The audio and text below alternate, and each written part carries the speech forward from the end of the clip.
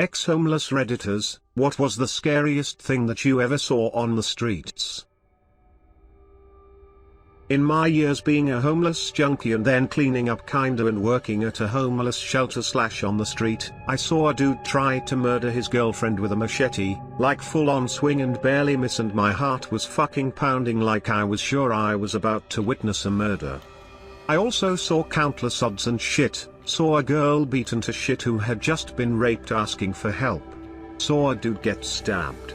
Saw a big huge dude have a heart attack and die and the paramedics frantically trying to give him chest compressions and shit and he was just flopping around.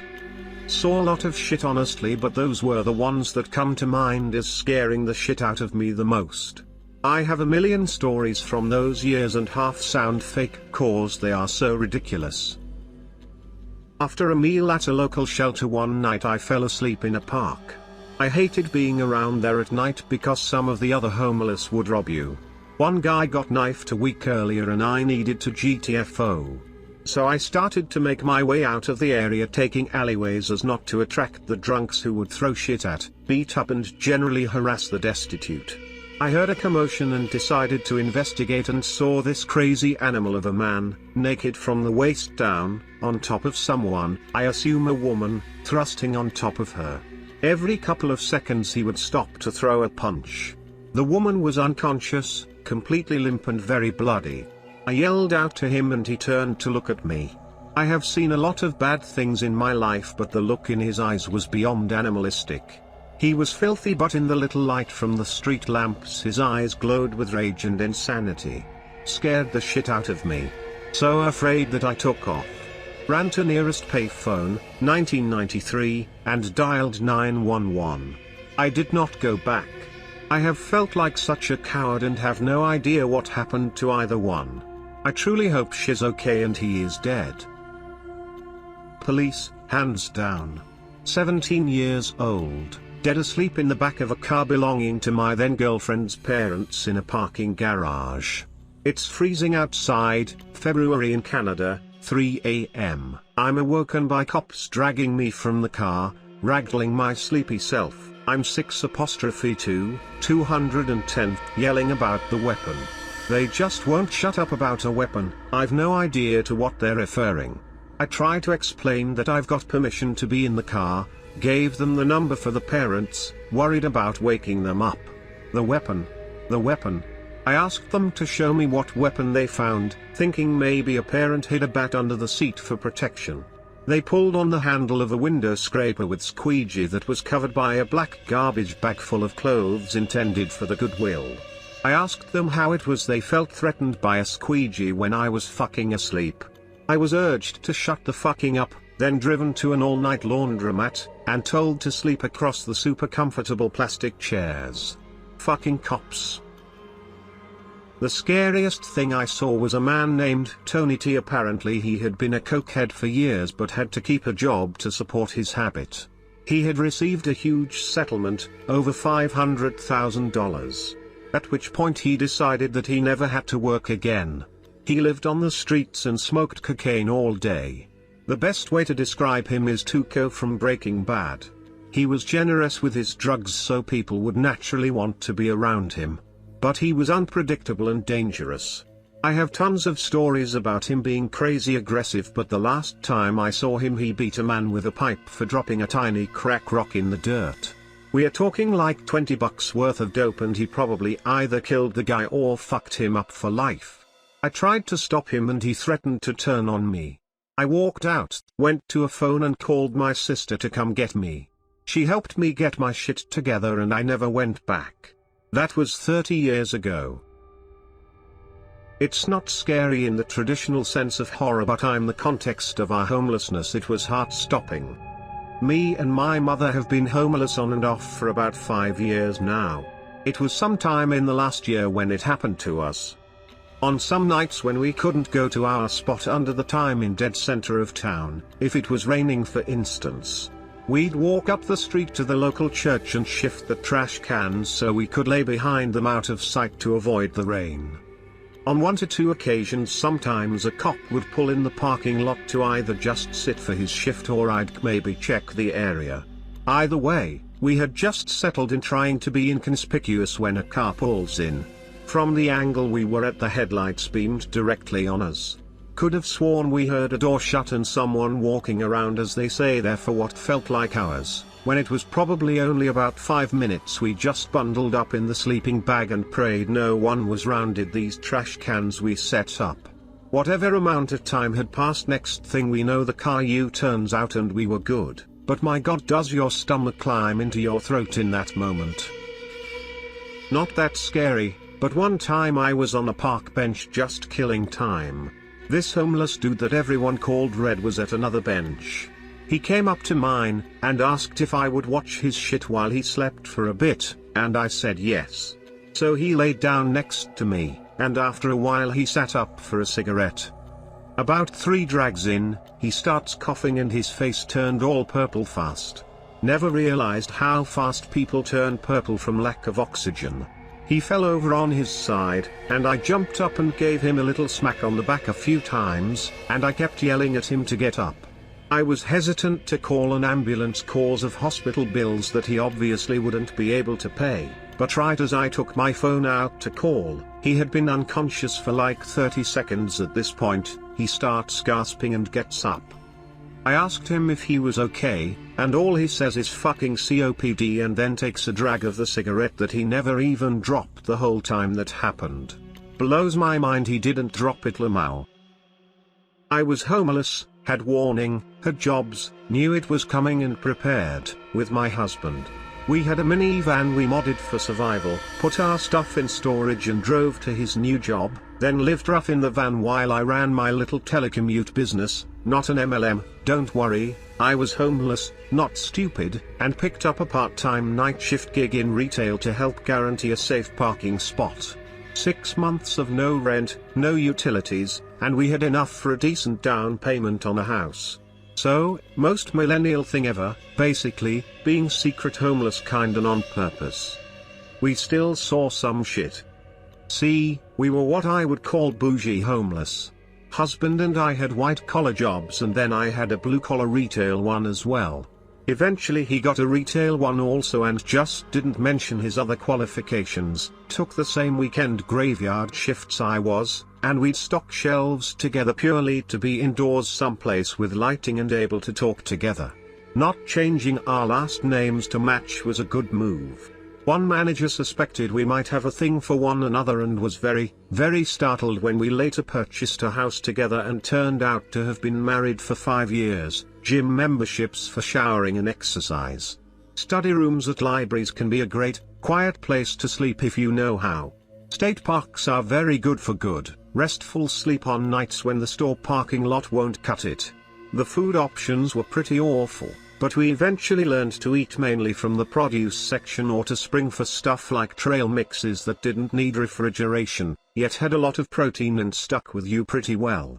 Excessive sodium is your enemy, it makes you thirsty as hell, which leads to restroom complications. I quickly learned that I was by no means the only employee of this retail store who technically lived in the parking lot on at least an intermittent basis.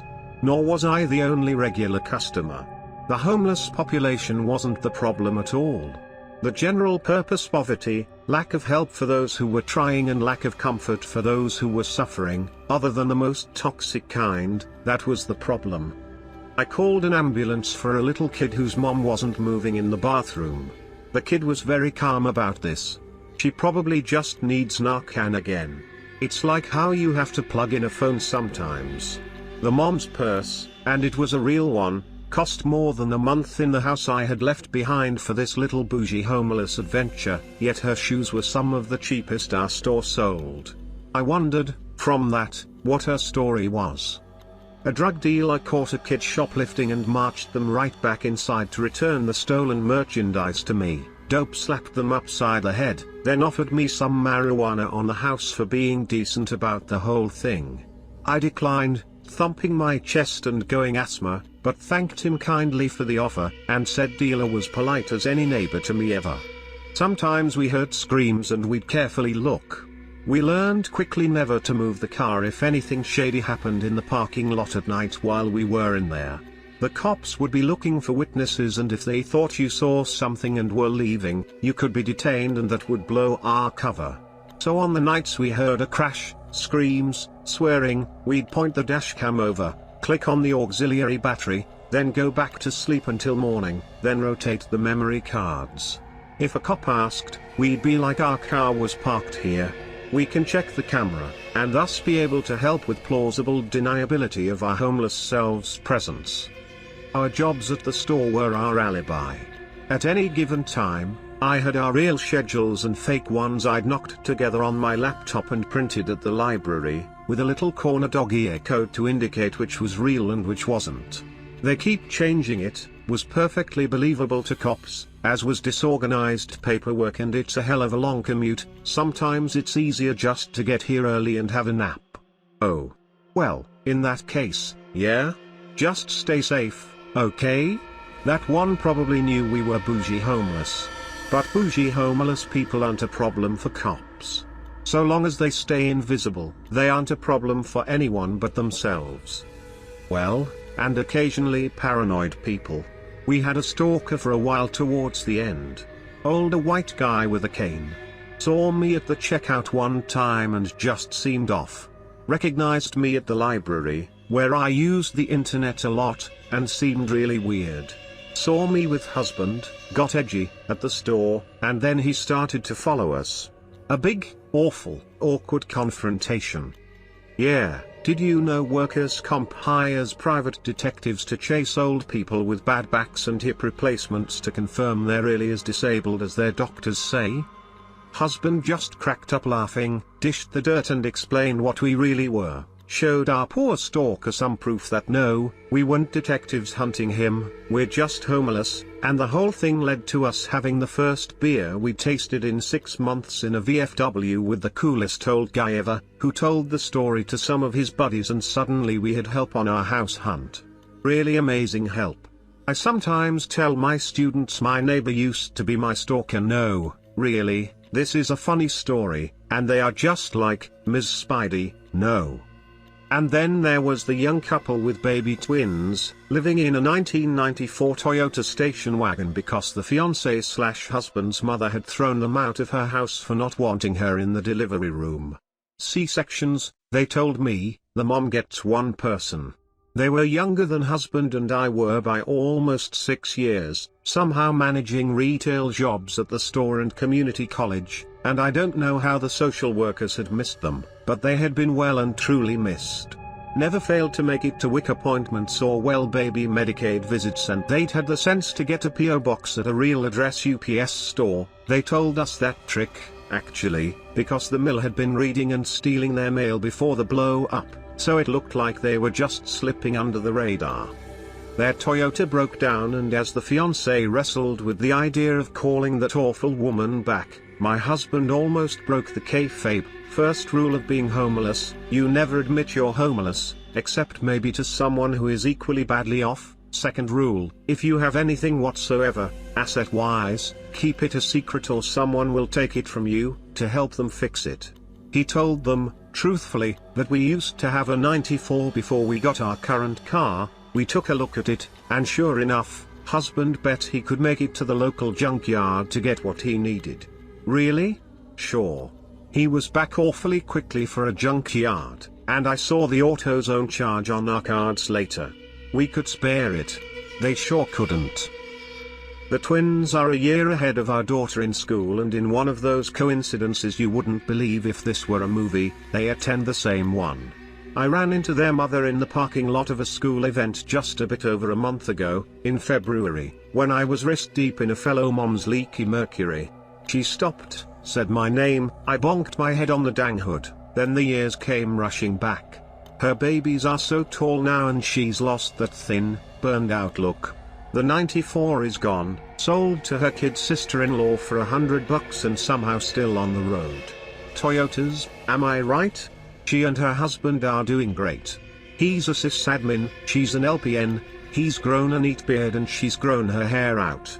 They were just about to close on a house not too far from ours, so for their housewarming party, we brought a present. They knew all along the part wasn't from the junkyard. Our kids played together like cousins. We didn't discuss before, just the now. She knows, I know, but the now is so grand. I take groceries to our former stalker, since he's older and shouldn't be out in the quarantine, among a few other folks. The pot dealer's cousin sold me my most recent set of tires. I decided against a set of the gaudy wheels, not being all that good at parallel parking without scuffing the curb sometimes. My LPN friend is an essential worker, as is her husband, so I have my kid and her twins most days, because my type of teacher is basically off apart from some minimally challenging assignments and grading stuff. I have no idea what became of the kid whose mom needed Narcan often enough that they likened it to a phone charger, or the people who got into late night parking lot fender benders and fights. The worst thing I saw while homeless? That heinous fuckery can happen to perfectly nice people. My former belief that good things happen to good people and that poor people are only poor because they make bad choices or don't try hard enough? Yeah, first casualty of the street. Was sleeping in the hills at our local park. Everybody called it Hobo Hill.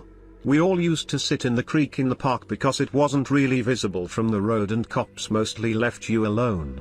A group of us were sitting there, a mix of 18, 20, 25, 30 years olds, smoking and passing a handle of whiskey back and forth.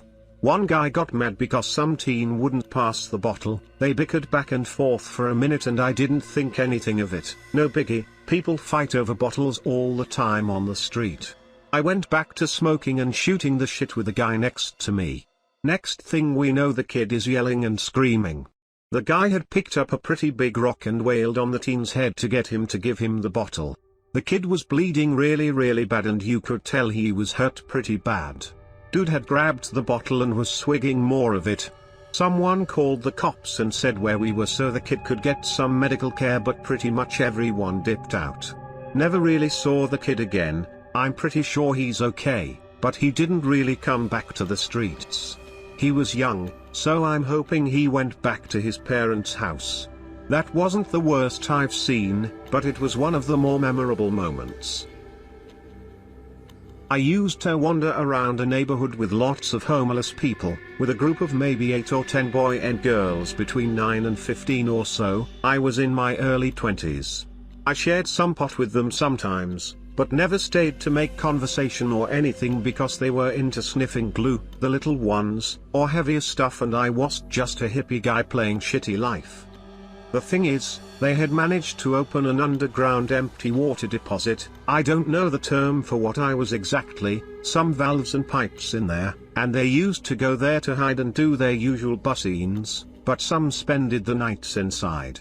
I don't remember exactly a date, just that the autumn was close and the days were becoming rainy. A tragic night, the rain became a storm very quickly. Don't know exactly what happened, I wasn't there, but 4 of the kids drowned inside. After that, the rest of them disappeared. Maybe they were rescued, maybe they just moved on, and the place was soon sealed and forgotten. The neighborhood was gentrified not much later, and I don't think anyone remembers about what happened. One night I got kidnapped. This guy wouldn't let me leave his house. He had picked me up for a trick, and once we got to his house he just wanted to hold me.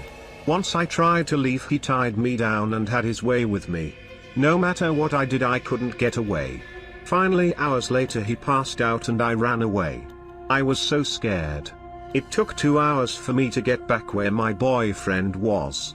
When I got back and told him what happened, he took his broken crack pipe and cut me with it. Because I didn't bring any money back. I was covered in blood, and when a pedestrian saw, they called the police.